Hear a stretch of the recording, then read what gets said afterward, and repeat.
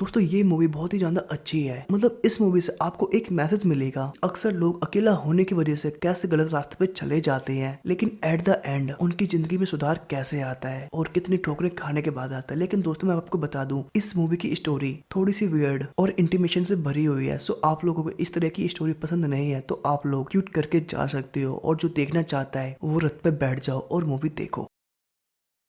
Movie की starting में हम मार्विट नाम की एक हॉट लड़की को देखते हैं जो एक सुनसान टनल से निकल रही थी कि तभी उसे एक अनजान आदमी मिलता है जो उसकी सिगरेट जला देता है, जिसपे मार्विट उससे बोलती है क्या तुम मेरे साथ एक होटल चलना चाहोगे। इसके बाद ये दोनों लोग एक होटल में चले जाते हैं। फिर हमें मूवी फ्लैशबैक पे ले जाती है जहाँ हम देखते हैं कि मार्विट काफी अकेली और उदास रहती है और मार्विट एक फ्लाइट अटेंडेंट स्कूल में बच्चों को पढ़ाती है और इस ट्रेनिंग के बाद स्टूडेंट्स एयर होस्टेस बनते हैं और मार्विट जापान शहर में रहती है। अब नेक्स्ट डे मार्विट स्कूल आती है जिसने कल रात से अभी तक अपनी ड्रेस चेंज नहीं की थी और वो क्लब वाले आउटफिट में ही स्कूल आ गई थी, जहां उसके इस लुक को देख के एक स्टूडेंट उसकी तारीफ भी करती है और अंदर जाने पे उसकी हेड उसकी इस आउटफिट को नोटिस करती है और वो समझ जाती है कि इसने कल रात भी बहुत ज्यादा पी है। और फिर मार्विट स्टूडेंट्स को पढ़ा के घर वापस आ जाती है, जहाँ हम देखते हैं कि मार्विट एक छोटे से अपार्टमेंट पर रहती है और वो अकेली ही रहती है। फिर रात को मार्विट अपने दोस्तों के साथ एक क्लब जाती है जहाँ वो काफी ड्रिंक करती है और वॉशरूम जाते वक्त उसे एक आदमी मिलता है और ये दोनों लोग एक दूसरे को देखते हुए बाथरूम में ही इंटीमेट होने लगते हैं। मतलब जाना पहचान फिर भी बड़े मियाँ सलाम कर लेते हैं। फिर वापस क्लब में आने पे मार्विट का एक दोस्त मार्विट से पूछता है कि तुम मुझे कभी भी अपना बॉयफ्रेंड क्यों नहीं बनाती। तो मार्विट बोलती मैंने तुम्हें बस अपना एक अच्छा दोस्त समझा, प्लीज इस बात को तुम समझो। अब मार्विट घर जाते समय यकूजा नाम के एक आदमी को देखती है और वो आदमी भी यकूजा को बड़ी तसल्ली से देख रहा था। मतलब कहीं ना कहीं ये दोनों लोग एक दूसरे को पसंद कर रहे थे। इसके बाद मार्विट एक कॉफी शॉप जाती है जहाँ एक लड़के को डोर डाल के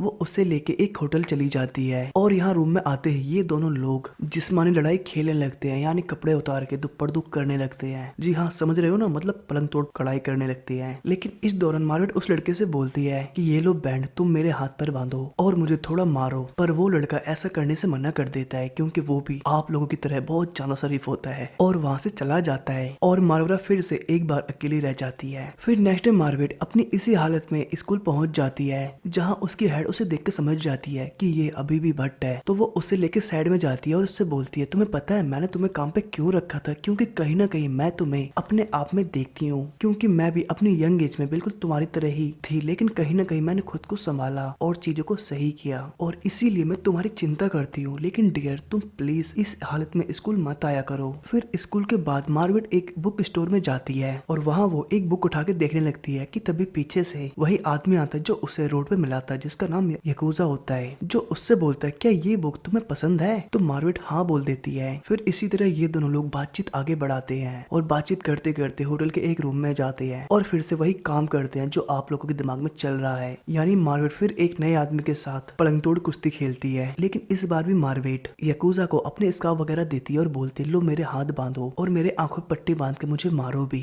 और यकूजा मार्विट की ये बात मान लेता है और वो उसे टॉर्चर करता है, आई मीन उसके कहने पे उसे मारता है, जो मार्विट को काफी अच्छा लगता है। फिर नेक्स्ट डे स्कूल पे हेड मार्विट से पूछती है क्या तुम्हें ये जॉब अच्छी लगती है। तो मार्विट बोलती है हाँ ऑफ कोर्स मैम, क्योंकि मैं खुद बच्चों को पढ़ाने के लिए नए नए एक्ट प्रेजेंट करती हूँ और उन्हें सिखा कि आप लोग प्लेन के अंदर एक बेबी से लेके एक टेररिस्ट तक कैसे संभाल सकते हो, और ये सचमुच मुझे काफी अच्छा लगता है। फिर नेक्स्ट डे यकूजा मार्विट को एक जापानीज रेस्टोरेंट में ले जाता है जहाँ वो उससे पूछता है कि तुम जापान कैसे आई। तो मार्विट बताती है कि मेरे मॉम डैड बचपन में ही एक कार एक्सीडेंट में मारे गए थे और मेरा बड़ा भाई उनके इस सदमे को बर्दाश्त नहीं कर पाया और वो पागल हो गया और मैं बिल्कुल अकेली पड़ गई और इसलिए मैं जापान आ गई। और बात करते हुए वो वॉशरूम जाती है और वॉशरूम से आने पे देखती है कि रेस्टोरेंट में अब ना के बराबर ही लोग बचे हैं। मतलब हमें यहाँ पता चलता है कि यकूजा एक गैंगस्टर है और उसने अपने प्राइवेट मोमेंट को एंजॉय करने के लिए पूरा रेस्टोरेंट ही खाली करवा दिया है। और इन सब के बाद ये लोग दोबारा से एक होटल के रूम में जाके पलंग पे प्यार मोहब्बत करती है, जहाँ मार्विट यकूजा से पूछती है तुम्हें मुझ में क्या अच्छा लगा कि तुम मेरे साथ यहाँ तक आ गई। तो यकूजा बोलता है कि तुम सबसे अलग हो और तुम्हारे फेस पे कहीं ना कहीं मुझे वो सुकून दिखाई देता है जो इस दुनिया में किसी भी लड़की पर नहीं दिखाई देता, और इस वजह से मैं तुम पे मर मिटा। और जाने से पहले यकूजा मार्विट को बताता है कि मेरी जल्दी शादी होने वाली है और ये सुन मार्विट थोड़ी उदास हो जाती है। फिर हम कुछ दिनों बाद का सीन देखते हैं जहाँ मार्विट अपनी एक फ्रेंड को बताती है कि यार बताना मैं क्या करूँ, मेरा बॉयफ्रेंड यकूजा उसकी शादी होने वाली है और वो जल्दी मुझे छोड़ के चला जाएगा और मैं इन सब चीजों से काफी परेशान हूँ, बताना बहन क्या करूँ। अब अब इन सब चीजों से निकालने के लिए उसकी फ्रेंड मार्वेट को एक क्लब ले जाती है। फिर कुछ दिनों बाद याकुजा मार्वेट के लिए एक गिफ्ट भिजवाता है और ये गिफ्ट वही बुक थी जिसे मार्वेट बुक स्टोर में पढ़ रही थी। और इस बुक के अंदर एक कार्ड होता है जिसमें होटल का एड्रेस लिखा होता है। मतलब याकुजा ने मार्वेट को इस एड्रेस से बुलाया है। और अगले सीन में हमें मार्वेट और याकुजा एक होटल रूम में दिखाई देती है जहाँ ये लोग फिर से इंटीमेशन की प्रक्रिया में लीन हो जाते हैं। ओ भाई पता नहीं यार कितना इंटीमेट होंगे ये दोनों। लेकिन यहाँ मार्वेट को पता चल जाता है कि याकुजा एक गैंगस्टर है, पर मार्वेट को डरने की बजाय याकुजा का ये काम काफी पसंद आता है और काफी खुश होती है वो। अब मार्वेट याकुजा से पूछती है क्या तुम्हें अपनी वाइफ से प्यार है? तो याकुजा बताता है प्यार हो ना हो, शादी और परिवार एक जिम्मेदारी होती है, उसे चाहकर भी निभाना होता है। फिर नेक्स्ट दोबारा से याकुजा मार्वेट से कहीं चलने को बोलता है, पर मार्वेट का स्कूल होता है वो मना कर देती है। लेकिन याकुजा के बार बार बोलने पे मार्वेट मान जाती है और उसके साथ चली जाती है। और रास्ते में जाते हुए याकुजा मार्वेट से अपने बचपन के बारे में काफी सारी बातें करता है। और इस तरह ये लोग एक बुद्धिस्ट टेम्पल पहुंचते हैं। और इस टेम्पल में अंदर आने के बाद याकुजा मार्वेट को एक साइन दिखाता है और बोलता है ये साइन हर इंसान के लिए रिबॉर्न साइन होता है। मतलब जो भी इंसान यहाँ आता है वो पॉजिटिव होके अपनी जिंदगी की नई शुरुआत करता है और उसके अंदर ये पावर ऑटोमेटिकली जनरेट हो जाती है। और अब ये लोग ट्रेन से घर वापस जाने लगते हैं, पर रास्ते में मार्वेट सो जाती है और जब उसकी आंखें खुलती है तो देखती है कि याकुजा उसके बगल में नहीं है। और ट्रेन से बाहर निकलने पे वो समझ जाती है कि याकुजा उसे जानबूझ के छोड़ के चला गया है। साथ ही अब स्कूल जाने पे कि तुम्हें स्कूल से निकाल दिया गया है और माफ करना ये डिसीजन मेरा नहीं है, स्कूल के बोर्ड मेंबर्स का है। और घर आने पे मार्वेट अपनी फ्रेंड के साथ बैठी होती है जहाँ फ्रेंड मार्वेट को बताती है कि जल्दी मुझे अमेरिका वापस जाना होगा।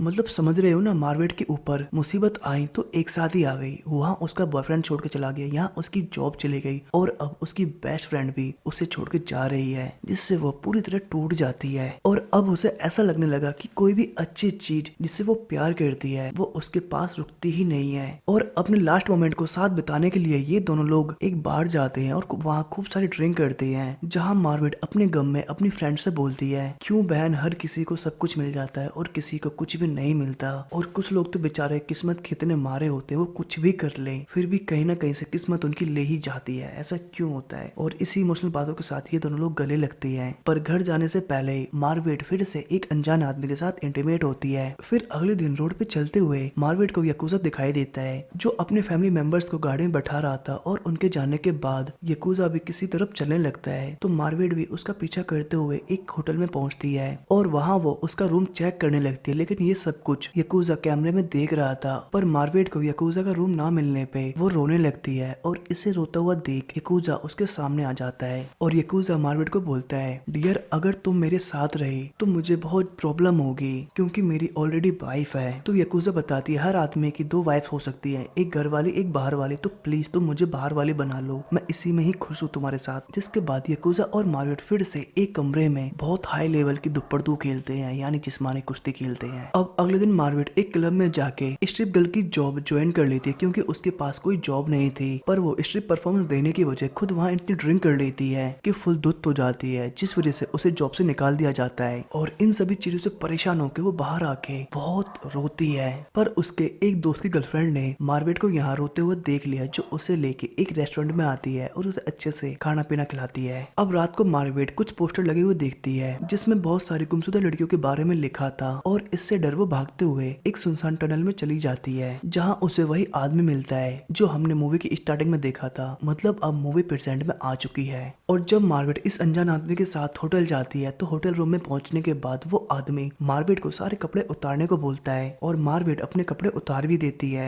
और बेड पे लेट जाती है। लेकिन पता नहीं ये अजनबी आदमी कौन होता है जो उसके लेटने पे ही मार्वेट को बेड से बांध भी देता है। और वो आदमी मार्वेट को बोलता है कि तुम अकेले ही नहीं हो जो ये सारे काम करती हो, मैंने भी बहुत सारे काम किए हैं और मैं भी अपनी जवानी में इसी तरह की गर्लफ्रेंड्स को होटल में लेके आता था और उनके साथ भी ये सारी चीज किया करता था। लेकिन कुछ मेरी तरह के लोग अपने रियल फेस के पीछे बहुत घटिया होते हैं। मतलब वो लड़कियां मेरे साथ आती तो थी लेकिन वापसी नहीं जा पाती थी। अब आप समझ गए ना, मतलब ये आदमी उन लड़कियों को मार देता था और मार्वेट को भी ये आदमी सारा काम करने के बाद मारने वाला ही था। और ये चीज मार्वेट समझ जाती है कि ये उसकी आज आखिरी रात है। अब वो अनजान आदमी मार्वेट को मारने वाला ही था कि पीछे से याकुजा आ जाता है और उसे बचा लेता है। और याकुजा को वहां देख मार्वेट बहुत ज्यादा खुश होती है और उससे बोलती है क्या तुम भी मेरा पीछा करते हो? असल में दोस्तों याकुजा भी मार्वेट से बहुत ज्यादा प्यार करता था, लेकिन अपनी फैमिली की वजह से वो खुल के उसे नहीं बोल पा रहा था और इसी वजह से वो उस पर नजर रख रहा था कि ये किसी गलत रास्ते पे ना चली जाए। पर अपने प्यार का इजहार ना करने की वजह से मार्वेड याकुजा को कावड़ भी बोलती है। और अब इन सब के बाद मार्वेड अमेरिका जाके अपनी जिंदगी की नई शुरुआत करना चाहती है और उसे फ्लाइट में अपनी एक स्टूडेंट भी दिखाई देती है जो एयर होस्टेस बन चुकी थी। और उस लड़के की जिंदगी सफल होते हुए देख मार्वेड को खुद पे प्राउड फील होता है कि मेरी वजह से एक इंसान की जिंदगी तो सक्सेस हुई। और इसी तरह मार्वेड के हंसते हुए फेस के साथ इस मूवी का द एंड